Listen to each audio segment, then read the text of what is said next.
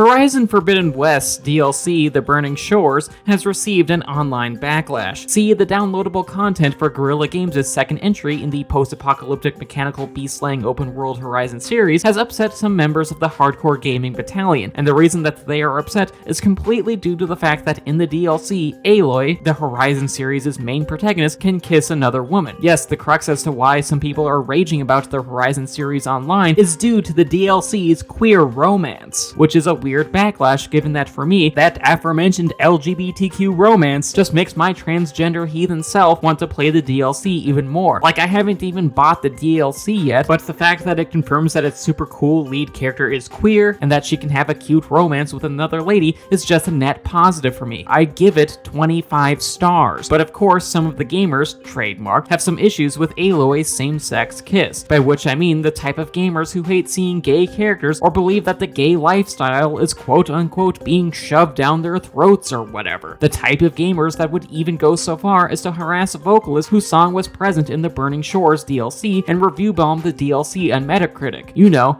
totally normal and rational folks, i.e. the type that are wrongfully upset that a AAA game they like now features a confirmed gay protagonist, which admittedly shouldn't have been that surprising, seeing as Aloy is a clone of a long-deceased woman named Elizabeth Sobek, a woman that in Horizon Forbidden West was confirmed to have been romantically involved with another lady, which by the law of transitive property would make Aloy gay, so these gamers still shouldn't have been shocked, but then again, subtlety is rarely those types of gamers' strong suit, never mind understanding the subtleties of sexual identity or even the nuances of women's facial hair. Yet those gamers still persist. How tiresome. Admittedly, some members of Horizon's development team at Guerrilla Games find these critiques to be easy to ignore. That a backlash to the existence of a gay protagonist and a gay kiss is just a worldview that they do not vibe with. So for them, those developers can just block it out. But seeing as I'm one of those transgendors and have a bad condition to where I'm terminally online even though it makes me miserable, I just don't have that luxury, especially whilst living amidst an American political environment with rising homophobic and transphobic rhetoric. So for those reasons, I want to take a closer look at this backlash and one type of argument in particular. The type of argument where people claim that Guerrilla Games changed Aloy's sexuality from straight to gay, that they altered her sexual orientation, all as a supposed knee-jerk reaction to pander to the LGBTQ community or to spread an agenda or what the fuck ever. You know, the usual bullshit that the gamers, TM, like to complain about. So with that,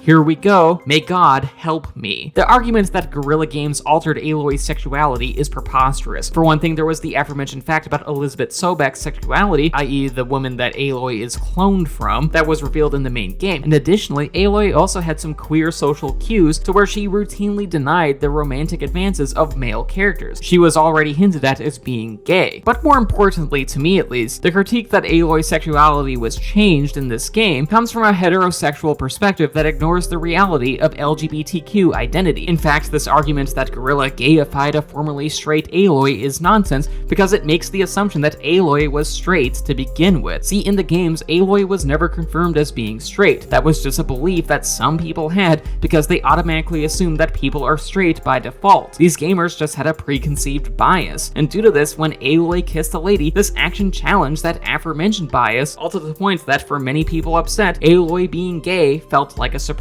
It felt like she changed even though she actually didn't, because actually Aloy's sexuality was not altered. Instead, she was just revealing her LGBTQ identity for the first time. That was all. Furthermore, the belief that Aloy's sexuality was changed from gay to straight is from a non-queer perspective, and one that unfortunately has real-life parallels. See, when many queer folks come out of the closet to close friends and family about how they've been hiding who they were for their entire life, sometimes those aforementioned close friends and family are shocked. From their perspective, they did not see this personal reveal coming, all because, in regards to the person in question, they made false assumptions about the sexual orientation and or gender identity of the person who's coming out. And to make matters even more difficult, if the family and friends take the news badly, they might even wrongly believe that the queer person in question's sexual orientation or gender identity only recently changed, rather than being a fundamental part of that aforementioned gay and or trans person's identity that they had been hiding for their entire life up to that point. joined. Hell, this is especially prevalent when trans people come out to loved ones. See, when a trans person coming out goes poorly, some of the family members or friends in disbelief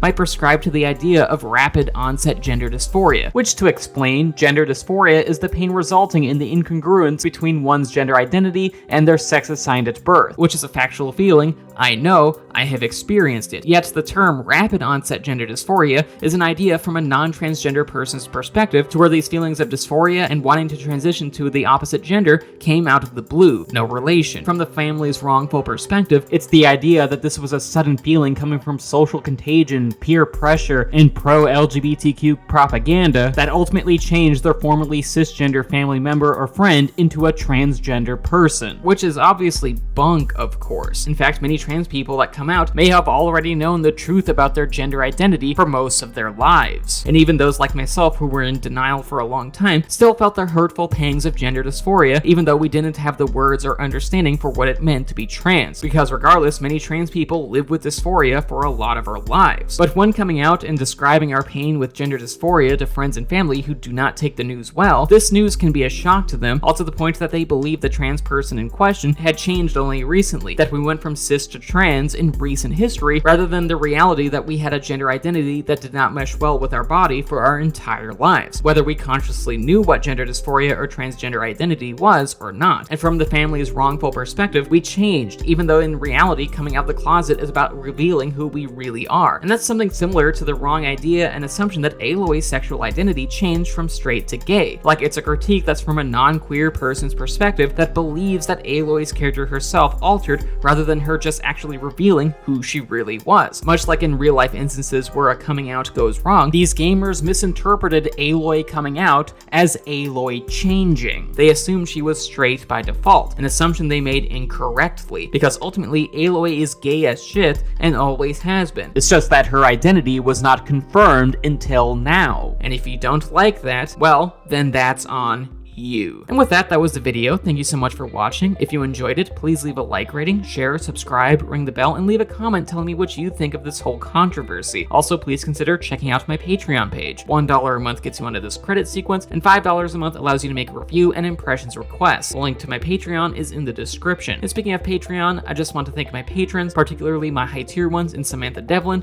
Mom, and Morgan. Thank you so much for supporting what I do. Love y'all.